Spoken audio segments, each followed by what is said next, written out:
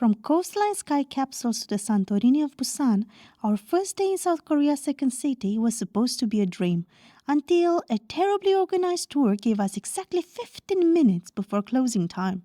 So the next day we took matters in our own hands and escaped to the stunning Ahopsan forest, drowned our sorrows in pastries at Vintage 38, and faced our biggest challenge yet, trying to survive South Korea as a vegetarian. 채식주의자 커플이 부산을 방문하여 가장 큰 도전에 나섰다고 하는데요. 무슨 일이 있었던 걸까요? 전 세계를 여행하며 수십 개 나라를 누벼온 여행 크리에이터 커플이 있습니다. 그들이 다음 여행지로 선택한 곳은 다름 아닌 한국의 제2도시 부산이었는데요. 그런데 이 커플에게는 한 가지 특별한 조건이 있었습니다. 바로 철저한 채식주의자라는 것입니다. 고기는 물론이고 해산물조차 거의 입에 대지 않는 두 사람이 한국의 먹방 성지 부산에 왔다는 것만으로도 이미 흥미로운 상황인데요. 과연 이들의 부산 여행은 어떻게 펼쳐졌을까요? 오늘 소개할 주인공은 댄과 로즈입니다. 이번 한국 여행에서는 서울을 거쳐 부산까지 내려온 두 사람이 부산의 숨은 명소들을 하나하나 탐험하는 여정을 담았습니다. 두 사람이 처음 향한 곳은 부산 해안선을 따라 펼쳐진 블루라인 파크의 오륙도 스카이워크였습니다. 해발 35m 높이의 유리 바닥 위를 걷는 이 독특한 구조물은 발 아래로 부산 앞바다가 그대로 보이는 아찔한 경험을 제공하는데요. Come. Point it downwards. Yeah. Let's go. Ooh, scary. How are we supposed to work together on this? Yeah. Okay, don't look down. I think it's gonna be just glass at some point, right? Ah, it's over there.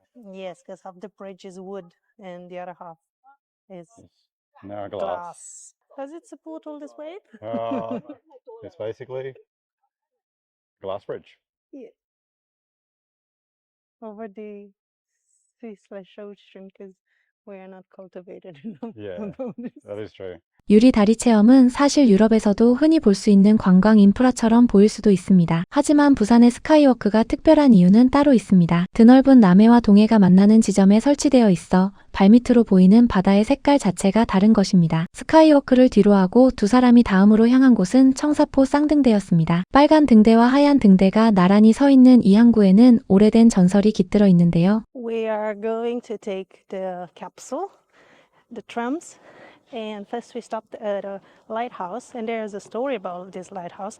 A fisherman sank somewhere here in the ocean, and a green snake took his wife, to show her where he died. Yeah. And that's why this port here is called the Green Snake. But they don't like the word snake, so now they mispronounce it, so it doesn't sound like snake.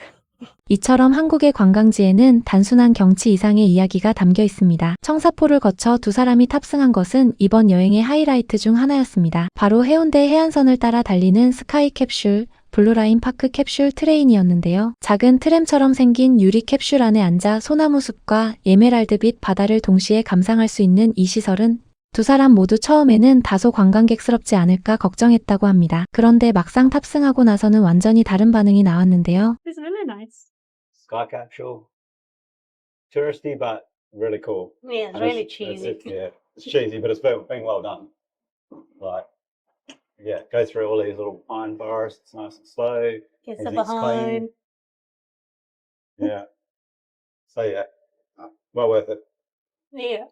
And though I complained about this direction thing, it's actually not that bad because they're not like one after the other really quick. No. So you have a lot of time to enjoy the view, but also take photos Photos of as the well. ones coming towards you. And you actually get it's probably the I better way. actually Yeah. like it.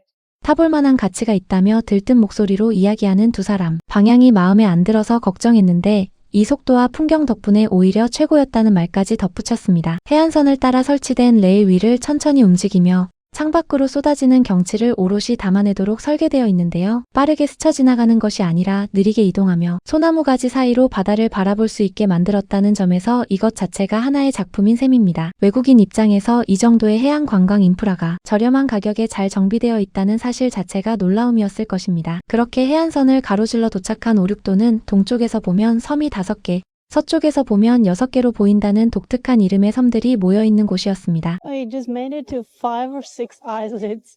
This place here. It's very windy, as you can tell. So we're doing our best. So it is called 5 or 6 islets because it depends if you're looking for the east or from the west. You may see 5 or 6 peaks and depends on the tide as well. They are more visible and clear. We just learned that the islets are separating the East Sea from the South Sea of Korea.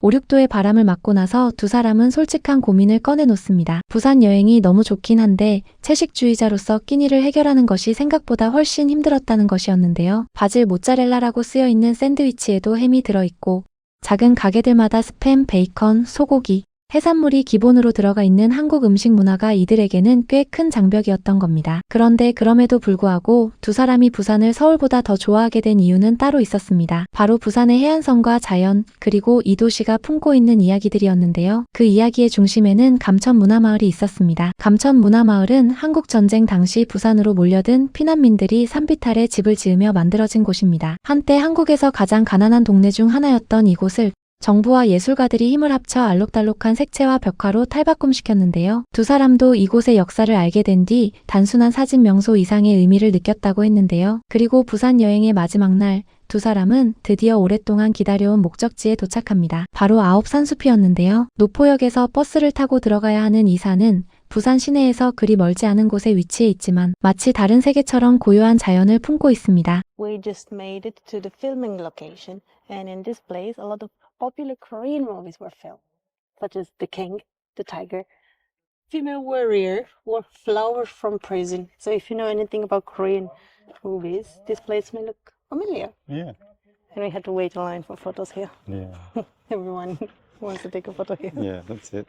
The forest is supposed to be around 400 years old. I think they call it healing forest, and all this nature stuff is like for healing your mind and soul.